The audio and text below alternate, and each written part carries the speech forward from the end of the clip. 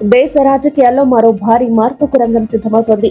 లోక్సభ, రాష్ట్ర అసెంబ్లీ సీట్ల సంఖ్య పెరుగుతుందనే వార్తలు ఇప్పుడు హాట్ టాపిక్ గా మారాయి. డీలిమిటేషన్ అనే ఈ ప్రక్రియ సాధారణంగా వినిపించినా దీని ప్రభావం మాత్రం దేశ రాజకీయ భవిష్యత్తును పూర్తిగా మార్చే స్థాయిలో ఉంటుంది.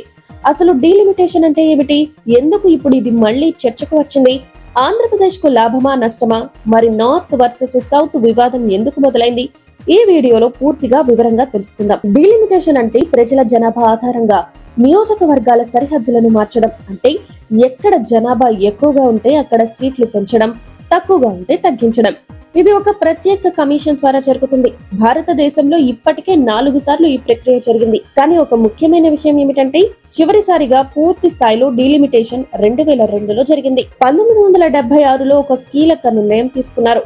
జనాభా ఆధారంగా సీట్ల మార్పులను 2026 వరకు నిలిపివేశారు. దీనికి కారణం జనాభా నియంత్రణ చేసిన రాష్ట్రాలు నష్టపోకుండా ఉండటం. ఇప్పుడు 2026 తర్వాత మొదటి జనగణన ఆధారంగా మళ్లీ డీలిమిటేషన్ చేయాల్సి ఉంది. అందుకే ఇప్పుడు కేంద్ర ప్రభుత్వం ఈ ప్రక్రియను ప్రారంభించేందుకు సన్నాహాలు చేస్తున్నట్లు సమాచారం. తాజా ప్రతిపాదనల ప్రకారం లోక్సభలో ప్రస్తుతం ఉన్న 543 స్థానాలు 816కు పెరుగుతాయి. దేశవ్యాప్తంగా ఉన్న 4123 ఎమ్మెల్యే స్థానాల సంఖ్య 6185కు చేరుతుంది. నియోజకవర్గాల పెంపుతో పాటే 33% మహిళా రిజర్వేషన్లను కూడా 2029 నుంచి అమలు చేయనున్నారు. ఇక రాష్ట్రాల విషయానికి వస్తే ఉత్తరప్రదేశ్, బీహార్ లాంటి రాష్ట్రాల్లో భారీగా పెరుగుదల ఉంటుంది. ఆంధ్రప్రదేశ్ లో ప్రస్తుతం ఉన్న 175 అసెంబ్లీ స్థానాలు 263కు పెరుగుతాయి. లోక్సభ స్థానాలు 25 నుంచి 38కి చేరతాయి. అలాగే ఆంధ్రప్రదేశ్ అసెంబ్లీ సీట్లు కూడా గణనీయంగా పెరిగే అవకాశం ఉందని చెబుతున్నారు. ఇక్కడే అసలు ట్విస్ట్ మొదలైంది.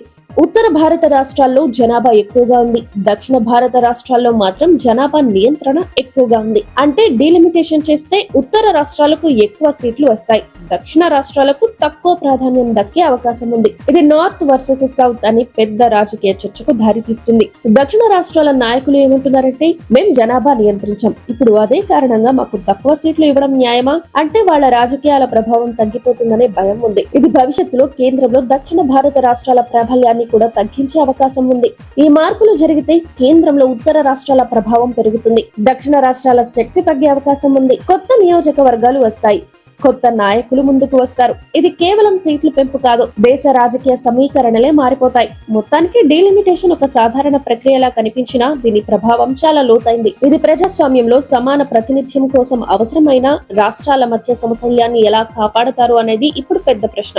2026 తర్వాత జరిగే ఈ మార్పులు భారత రాజకీయ భవిష్యత్తును